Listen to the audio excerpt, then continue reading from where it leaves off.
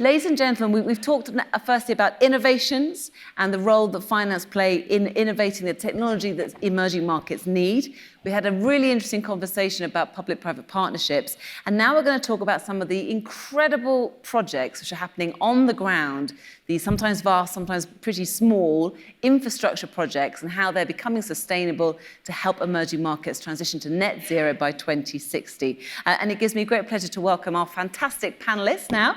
Sunil, Regional CEO for Africa and the Middle East for Standard Chartered Bank. Sunil, thank you. Welcome. Thank you for joining us. Paula Assis, General Manager for EMEA for IBM. Welcome, Paula.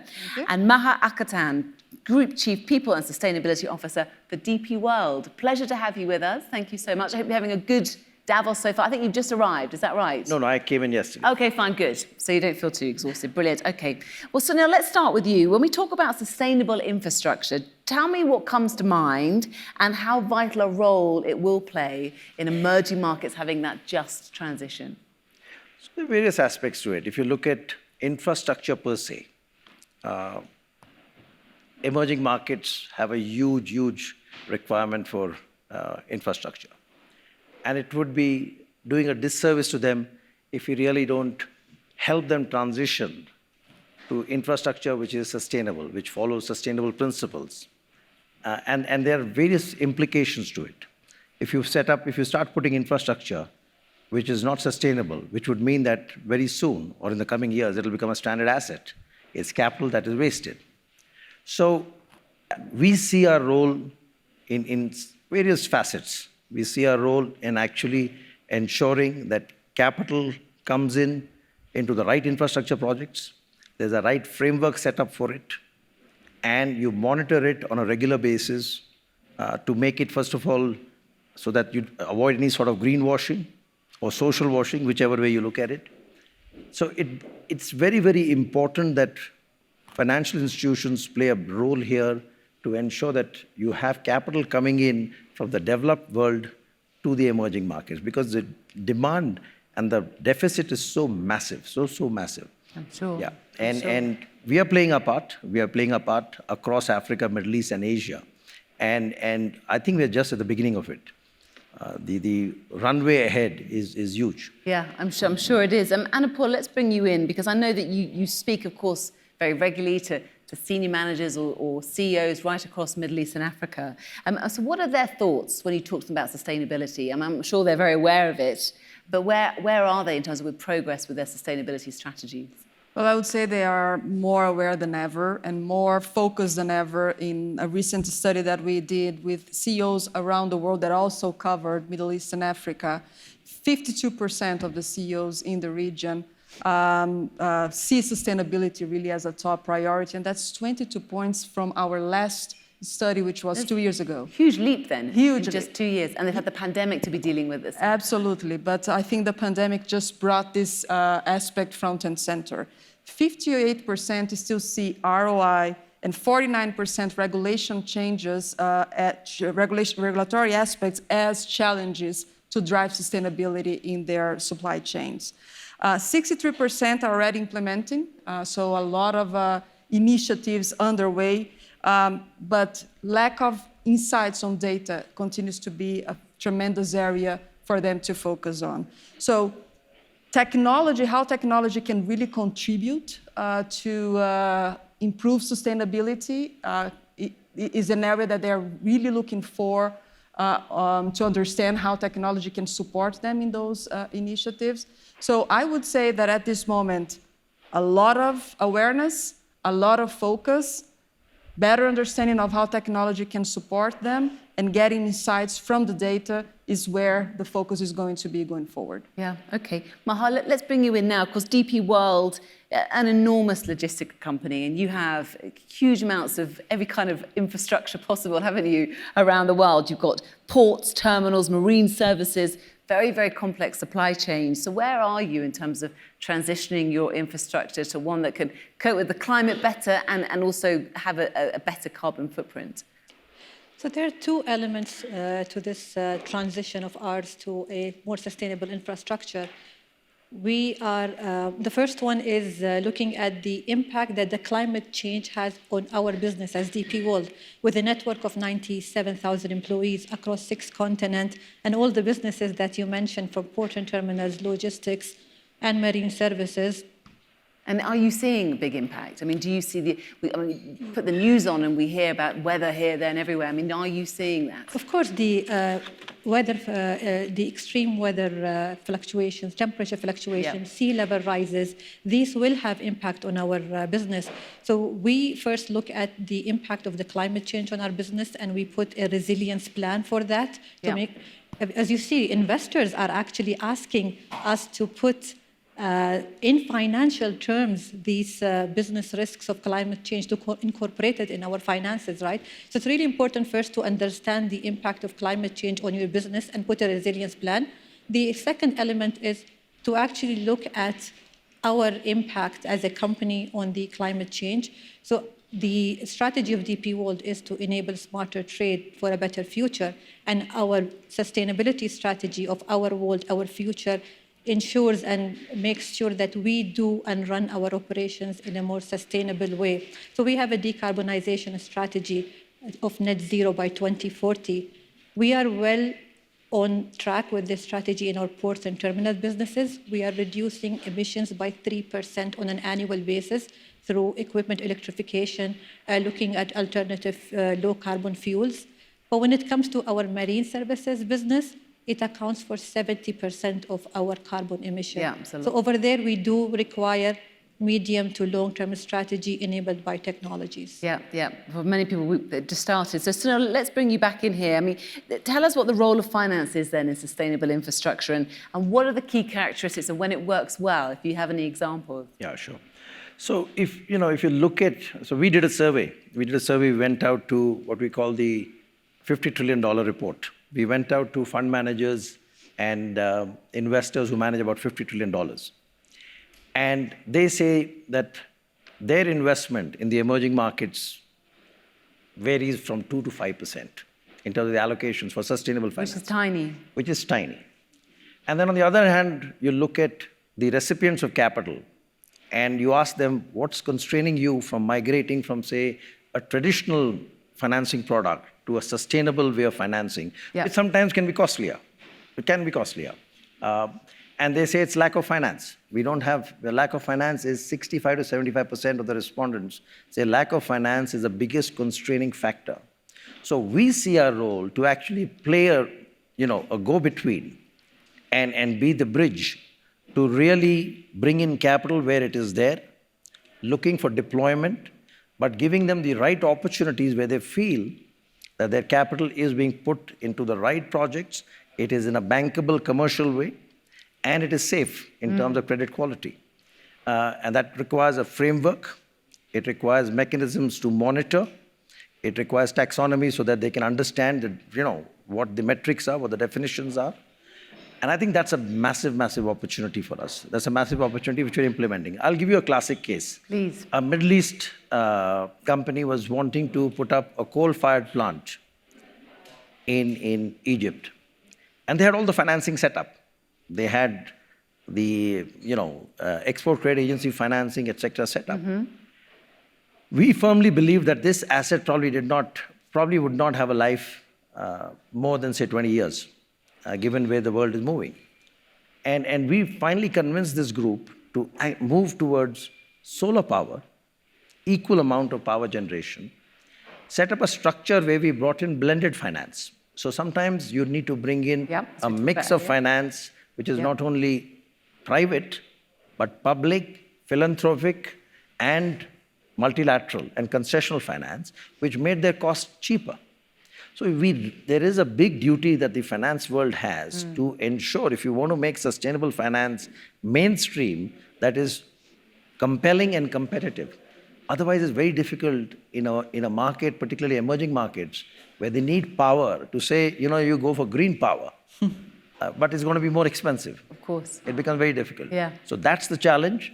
But that's also where the opportunity is. Yeah, sounds it. Anna Paula, let's bring you back in now, because you talked about the role of innovation. IBM, an incredibly innovative company, at the forefront of technology, aren't you? So what role could the likes of AI and big data have in helping some of these companies in Middle East and Africa move towards net zero? Yeah, so what Sunil was saying is exactly, the challenge of identifying an ROI as you do this transformation. And technology will help you in many aspects. First, really making sure that you optimize your asset infrastructure. So how can you really make sure that whatever you have already installed can deliver a better output? And that's where the management layer or asset management layer of our portfolio can support. Artificial intelligence in the terms of improving automation and providing better ways for you to predict how certain environments and how certain situations are going to behave depending on effects like extreme weather and other elements. For example, we have worked with a group of agricultures in Africa in order to help them providing better information about what is going to happen in terms of the climate and how you optimize crop and agriculture initiatives. So another technology that is becoming more and more interesting to assess is quantum. Quantum in the sense of discovery of materials, and quantum to run simulations that can help companies make better decisions of how they're going to implement their grid, particularly when we talk about sustainable energy and using multiple sources of energy. So all these technologies are going to be providing better insights to companies on how they're going to invest in their energy capabilities going forward. Mm-hmm. Okay. And Maha, you said in the past that the path to longer-term goals relies on new technologies, government policies, and also market competitive carbon offsets. So what progress are you seeing on those fronts? So we're seeing great progress when it comes to technology. I'm actually witnessing it firsthand in our business. We achieve in what this. way? So we achieve this through using disruptive innovations to improve supply chain. For example, in Jabal Ali today, we are testing a new technology called Box Bay.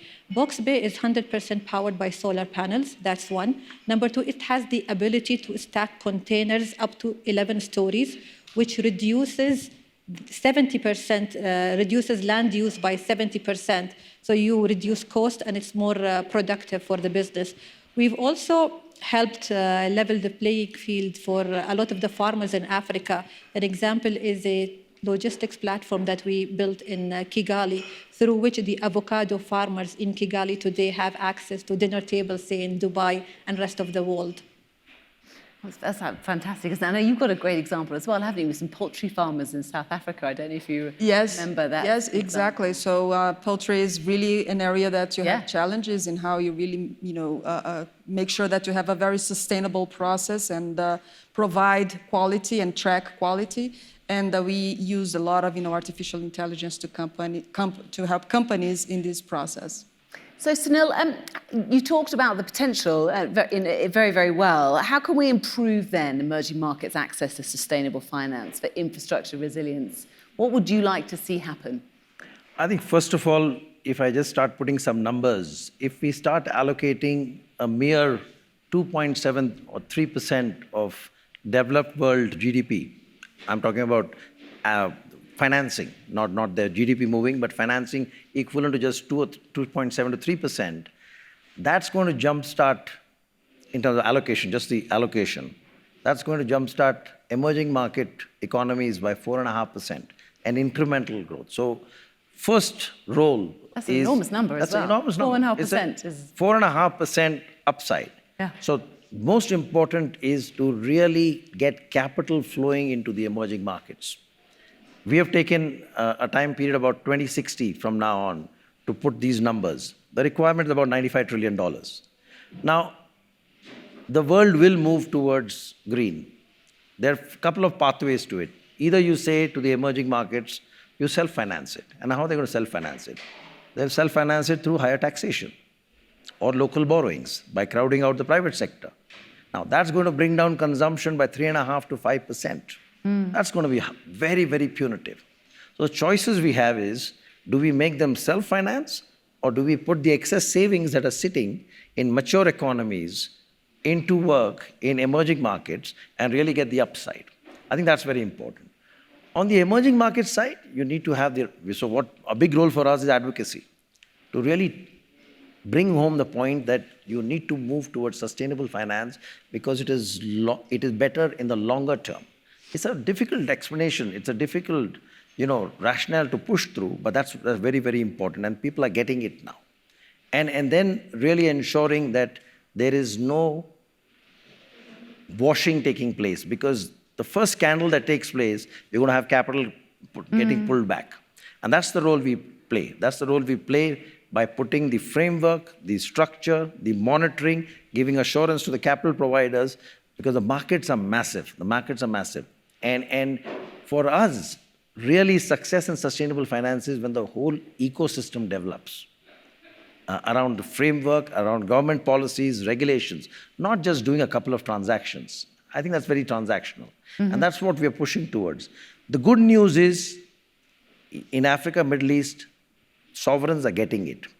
And if sovereigns get it, when they allocate their budgets and they spend in the economies, they're the big part of the economy. Unlike the West, where the private sector is very large, or even Asia, where private sector is very large. In Africa, Middle East, it's the governments that drive the economy.